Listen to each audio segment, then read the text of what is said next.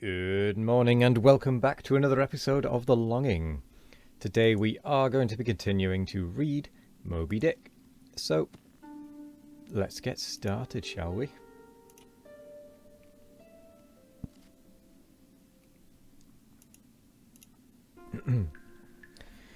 Book 1, Folio, Chapter 2, Right Whale. In one respect, this is the most venerable of the Leviathans, being the one first regularly hunted by man. It yields the article commonly known as whalebone or baleen, and the oil specially known as whale oil, an inferior article in commerce. Among the fishermen, he is indiscriminately designed by all the following titles: the whale, the Greenland whale, the black whale, the great whale, the true whale, the right whale. There is a deal of obscurity concerning the identity of the species thus multitudinously baptized. What then is the whale, which I include in the second species of my folios? It is the great mysticetus of the English naturalists, the Greenland whale of the English whalemen, the baleen ordinaire of the French whalemen, the Groland's wallfish of the Swedes. It is the whale for which more than 2 centuries past has been hunted by the Dutch and English in the Arctic seas. It is the whale which the American fishermen have long pursued in the Indian Ocean, on the Brazil banks, on the northwest coast, and various other parts of the world, designated by them right whale cruising grounds. Some pretend to see a difference between the Greenland whale of the English and the right whale of the Americans, but they precisely agree in all their grand features. Nor has there yet been presented a single determinate fact upon which to ground a radical distinction. It is by endless subdivisions based upon the most inconclusive differences that some departments of natural history become so repellingly intricate. The right whale will be elsewhere treated of at some length, with reference to it elucidating the sperm whale. Book 1, Folio, Chapter 3, Finback.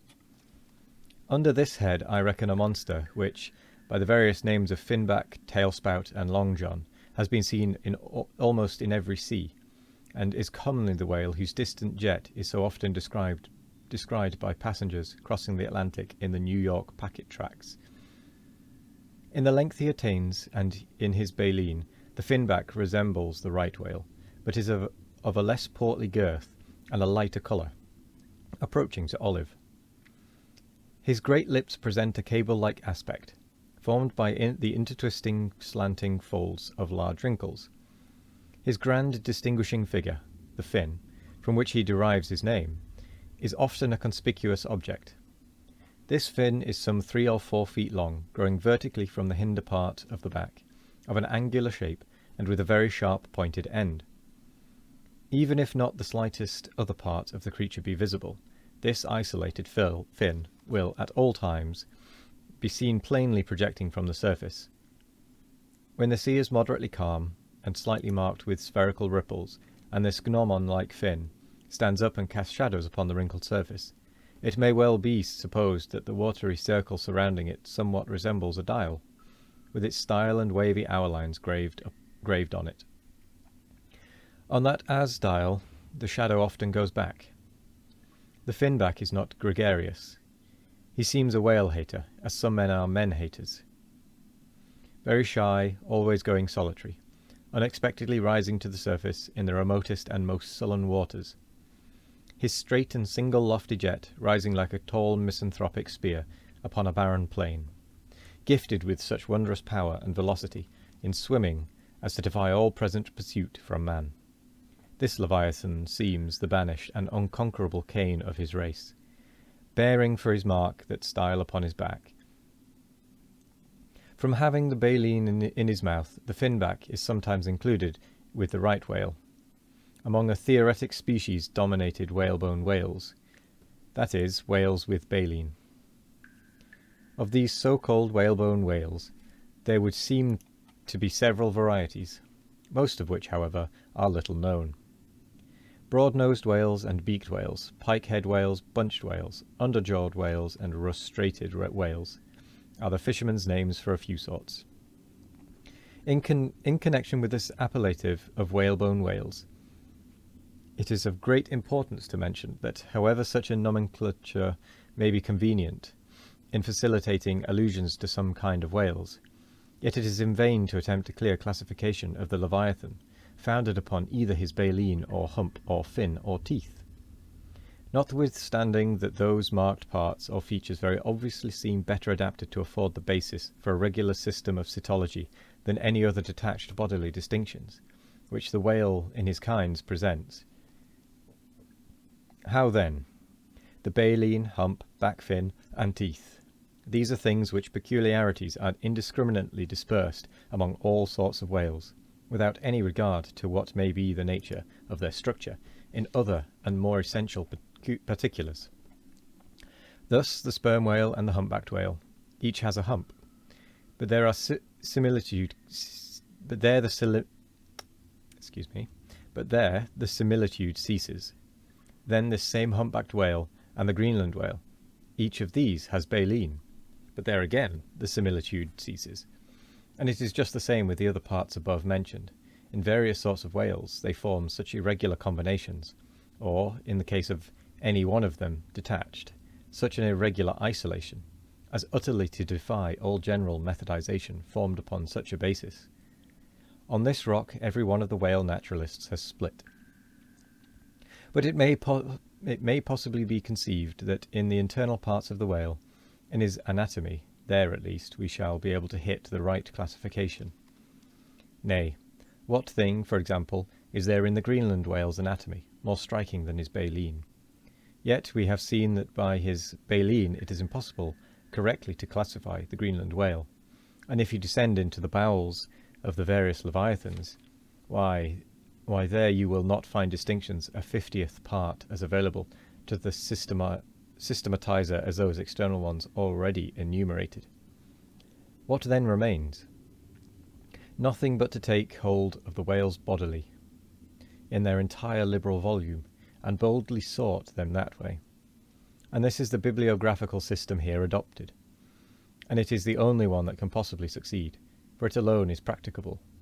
To proceed. Book 1, Folio, Chapter 4, Humpback. This whale is often seen on the northern American coast. He has been frequently captured there and towed into harbour. He has a great pack on him, like a pedlar, or you might call him the elephant and the castle whale. Call him the elephant and castle whale. At any rate, the popular name for him does not sufficiently distinguish him, since the sperm whale also has a hump, though a smaller one. His oil is not very valuable. He has baleen. He is the most gamesome and light-hearted of all the whales, making more gay foam and whiter water, generally, than any other of them. Book 1, Folio, Chapter 5, Razorback. Of this whale there is little known but its name. I have seen him at a distance off Cape Horn. Of a retiring nature, he eludes both hunters and philosophers. Though no coward, he has never yet shown any part of him but his back, which rises in a long sharp ridge. Let him go. I know little more of him, nor does anybody else. Book 1, Folio, Chapter 6, Sulphur Bottom. Another retiring gentleman, with a brimstone belly, doubtless got by scraping along the Tartarian tiles in some of his profounder divings. He is seldom seen, at least I have never seen him, except in the remoter southern seas, and then always at too great a distance to study his countenance. He is never chased. He would run away with rope walks of line. Prodigies are told of him. Adieu, Sulphur Bottom. I can say nothing more that is true of ye, nor can the oldest Nantucketer. Thus ends Book 1, Folio, and begins Book 2, Octavo. Octavos. Why this book of whales is not denominated by the quattro is very plain, because while the whales of this order, though smaller than those of the former order, nevertheless retain a proportionate likeness to them in figure, yet the bookbinder's quattro volume, in its dimensioned form, does not preserve the shape of the folio volume, but the octavo volume does. These embrace the whales of middling magnitude, among which present may be numbered. 1. The grampus. 2. The blackfish. 3. The narwhale. 4. The thrasher. 5. The killer. Book 2. Octavo. Chapter 1. Grampus. Though this fish, whose loud sonorous breathing, or rather blowing, has furnished a proverb to landsmen, is so well known a denizen of the deep, yet is he not popularly classed among whales, but possessing all the grand distinctive features of the Leviathan, most naturalists have recognized him for one. He is of moderate octavo size, varying from 15 to 25 feet in length, and of corresponding dimensions round the waist. He swims in herds. He is never regularly hunted, though his oil is considerable in quantity, and pretty good for light. By some fishermen his approach is regarded as premonitory of the advance of the great sperm whale. And with that we shall leave it there. So thank you very much for joining me. I hope you all have a wonderful morning, evening, afternoon or night, no matter what time of day it is. I hope you all have a wonderful one of it. And as always, we will be back tomorrow with more of the longing. Goodbye.